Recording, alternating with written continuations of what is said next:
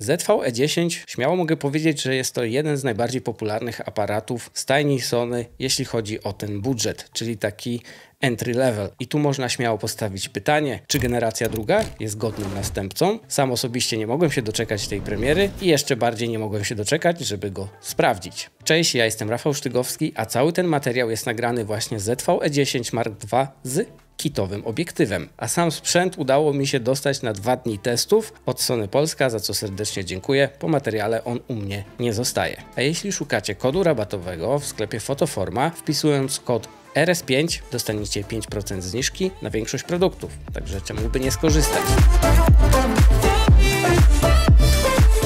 Uważam osobiście, że premiera generacji drugiej aparatu ZV-E10 jest naprawdę gorąca i przeze mnie osobiście wyczekiwaną. Tak, posiadałem aparat ZV-E10 pierwszej generacji i uważam, że do tej pory jest to jeden z lepszych sprzętów, jeśli chodzi o wejście w ten świat Sony po prostu. I w tej cenie, co aktualnie się znajduje, no to ja bym powiedział, że jest to naprawdę dobry deal. Ja swojego czasu E10 pierwszej generacji kupiłem za około 3200, co też uważałem, że jest dobrą ceną. Ale jak to ma się do następcy, czyli generacji drugiej? Ponieważ tu cena, można powiedzieć, że znacząco urosła i pytanie, czy za ceną idą odpowiednie upgrade'y, bo ten aparat z kitowym obiektywem jeszcze w przedsprzedaży będzie kosztował prawie 5500 zł. Ale po kolei. Zapewne jak już wiecie, ZV-E10 Mark II posiada ten sam sensor co FX30, czyli filmowa linia Sony, oraz A6700, także sensor jest naprawdę bardzo sympatyczny, szczególnie pod kątem jego osiągów. Ale powiedziałbym, że też nie jest tu tak kolorowo, bo w pierwszej kolejności trzeba tu zaznaczyć, że kilka rzeczy, kilka funkcji w zasadzie zniknęły z tych aparatów. To znaczy, że E10 Mark II nie posiada stabilizacji matrycy. Mamy tutaj tylko elektroniczny tryb z aktywną stabilizacją z dosyć dużym kropem. Nie uświadczymy tutaj również mechanicznej migawki, aczkolwiek myślę, że fotograficznie też jest tu całkiem ok.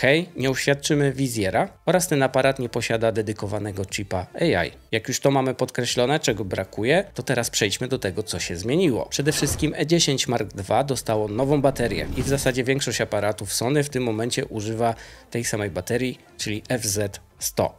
Co za tym idzie, grip w tym aparacie jest większy i przyjemniejszy, jeśli chodzi o trzymanie. A za samym gripem idzie też body, które dostało aktualizację i wygląda jak te z ZV-E1. Wygląda, ponieważ delikatnie moim zdaniem się różni. Jeśli chodzi o jakość wykonania, no to na przykład tu nie uświadczymy żadnego uszczelnienia. Nie znalazłem uszczelek na przykład na portach. Jeśli chodzi o feeling całego korpusu, wydaje mi się, że jest to większość plastik, ale porównując na przykład do pierwszej generacji, bo w jedynce był on taki błyszczący, a tutaj jest matowy. Dodatkowo, wracając jeszcze na chwilę do gripa, faktura na tym gripie jest troszkę inna niż w E1 i E10, ale na plus, bo jest przyjemny po prostu w dotyku. Cały układ guzików praktycznie jest identyczny jak w E1, z tym, że menu zostało delikatnie przesunięte i teraz jest w mojej ocenie w lepszym miejscu i jeszcze małą różnicę zauważyłem w zaślepkach od portów. One się różnią od E1, moim zdaniem na delikatny minus, ale w ogólnym rozrachunku całość tego body bardzo przypadło mi do gustu. I nie bez powodu to mówię, ponieważ sam się skłaniam ku temu, żeby kupić E10 Mark II z kitowym obiektywem, no i strasznie mi zależało na tym, żeby go sprawdzić, tak po prostu, jak się go używa. Więc jeśli chodzi o body, tą ergonomię, którą znajdujemy w E10 Mark II, jestem generalnie na tak. W zasadzie najwięcej zarzutów, opinii oraz komentarzy widziałem do stabilizacji, której nie ma,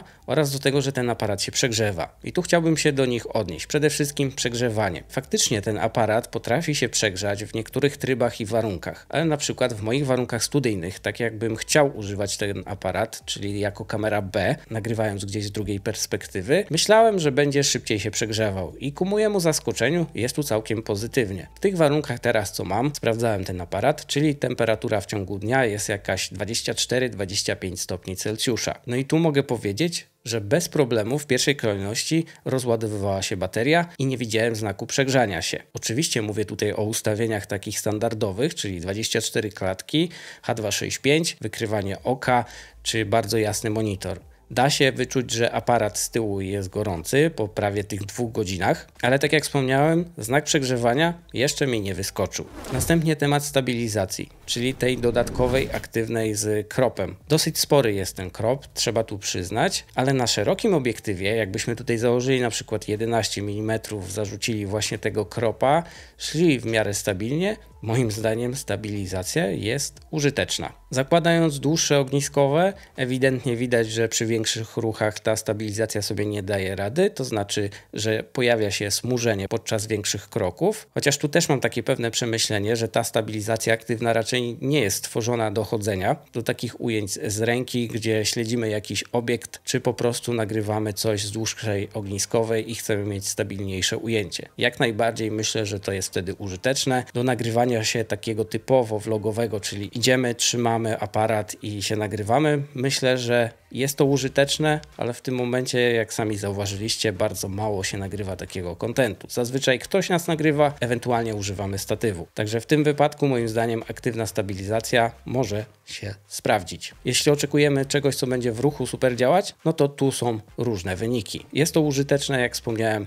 ale trzeba uważać na pewne niuanse. Następnie obiektyw kitowy, ten nowy, zaktualizowany, moim zdaniem jest jak najbardziej ok. Zakres ogniskowych 16-50, całkiem spoko. Mamy tutaj stabilizację, więc z ręki jesteśmy w stanie nagrać bardzo fajne ujęcia. Dodatkowo tutaj jest power zoom, a aktualizacja wniosła nowe silniki autofokusa, to znaczy, że podczas na przykład zmiany ogniskowej dalej będzie w stanie ostrzyć, bo generacja pierwsza tego nie potrafiła oraz powinien nadążyć za naszym okiem i postaciami, które będziemy śledzić. Także ogólnie uważam, że jeśli mamy kupić ZV-E10 Mark II, warto dopłacić te 500 zł do kitowego obiektywu na start. Przede wszystkim przez to, że jest bardzo mały i moim zdaniem dostarczy odpowiednie wyniki. Ma swój taki odpowiedni klimat. A jeśli mamy trochę więcej gotówki, to na przykład Sigma, która jest w segmencie APS-C, myślę, że jest absolutnym killerem. Przeogromnym atutem tego aparatu jest oczywiście sensor podczas filmowania. Porównując go do pierwszej generacji, no to jest tutaj przepaść. Przede wszystkim dostajemy aktualizację i mamy tutaj w każdym trybie dostępne 10 bit, co jest ogromną ulgą i sam osobiście wyczekiwałem takiego aparatu, który będzie mały, przystępny cenowo i będzie potrafił nagrywać w 10 bitach. I w dodatku jeszcze S-Loga 3, a jeśli jeszcze do tego dodamy, że ten sensor ma 14 stopni rozpiętości tonalnej, to ja bym powiedział, że w tej cenie no jest naprawdę konkret. Trzeba też pamiętać, że jeśli chcemy używać S-Loga 3, mamy możliwość tutaj do aparatu wgrania swoich lutów i od razu będziemy widzieć materiał pokolorowany, przynajmniej w ten sposób jakby wyglądał na komputerze, a na komputerze dzięki właśnie zaktualizowanym kodekom oraz 10-bitową głębią kolorów jesteśmy w stanie pokolorować ten obrazek naprawdę profesjonalnie, bo nic mu nie będzie brakować. Jeśli nie chcemy korzystać ze S-Loga 3, to możemy pójść na pewien kompromis i na przykład odpalić S-Cineton, który jest taką mieszanką rozpiętości tonalnej oraz takich fajnych skintonów prosto z puszki, także taką też mamy możliwość. Jeśli nie chcemy używać żadnych profili, standardowy jest też dostępny. Jakby było tego mało, ten aparat ma taką funkcję, której nie znajdziemy w innych, to znaczy, że jeśli przekręcimy go do nagrywania pionowego, automatycznie cały ten layout, te wszystkie informacje, które mamy na ekranie, przekręcą nam się do trybu pionowego. No ja tylko tutaj liczę, że pozostałe aparaty też dostaną aktualizację i będą to potrafiły. Nie zabraknie nam tutaj takiej funkcji jak nawet kompensacja oddychania. Więc jeśli mamy jakiś obiektyw z stajni Sony, który oddycha dosyć mocno podczas ostrzenia, odpalamy sobie taką funkcję kosztem oczywiście 10% kropa. Wróćmy jeszcze na chwilę do sfery fotograficznej. Nie mamy tu mechanicznej migawki, to znaczy, że będziemy ograniczeni pod pewnymi funkcjami. Na przykład jak będziemy chcieli korzystać z dodatkowego błysku, to tutaj synchronizacja czasowa jest dosyć niska przez elektroniczną migawkę oraz rolling shutter może być widoczny podczas jakichś sportowych wydarzeń czy szybkich ruchów. Trzeba mieć to na uwadze. Nie zabrakło tutaj 10 klatek na sekundę, także jeśli lubimy serię, mamy tutaj nawet przyzwoite prędkości, jeśli chodzi o ten segment i tą cenę. Same rawy edytują się naprawdę bardzo przyjemnie, nigdy nie miałem problemu z FX30 czy z plikami od A6700, także tutaj jest naprawdę spoko. Można by było się przyczepić do tego, że jest tu jeden slot na karty pamięci i nie będziemy mieli backupu, ale w tej cenie bym się nie spodziewał 2 slotów, ale za to mamy pełną gamę portów, to znaczy, że mamy możliwość odsłuchu, możemy wpiąć słuchawki, mamy wejście jack na mikrofon, mamy małe HDMI, no niestety, ale w tym body się nie zmieściło zwyczajnie. Mamy całkiem konkretne USB-C, to znaczy, że ten aparat potrafi streamować na przykład po kabelku USB-C 4K 30 bez problemu, ale problem jest trochę inny, ponieważ będzie się przegrzewał, więc jeśli chcemy ten sprzęt kupić do streamowania, raczej radziłbym wyposażyć wyposażyć się w kartę przechwytującą po HDMI. Miłym akcentem na samym body jest czerwona lampka, która informuje nas, że nagrywa się aktualnie materiał. Oczywiście takie rzeczy jak czerwona ramka wokół ekranu też jest tu dostępna. Podsumowując ten aparat ZV-E10, uważam, że jest to aparat dla twórców treści. Pod kątem możliwości cena jak najbardziej jest trafiona. Pod kątem aktualizacji z pierwszej generacji na drugą ta cena już nie wygląda tak korzystnie, ale tak jak wspomniałem, jeśli weźmiemy wszystkie za i przeciw, uważam, że ZV-E10 Mark II broni się w 100%. Przed samym podjęciem decyzji zakupowej radzę po prostu porządnie się zastanowić, rozpisać wszystkie za i przeciw, rozważyć, czy to, co ten aparat potrafi bądź nie, spełni moje oczekiwania i wtedy pójść do sklepu i go wybrać. Ja sam osobiście się przekonałem, będzie to moja kamera B z kitowym obiektywem, tak jak wspomniałem, i nie mogę się doczekać, co razem stworzymy.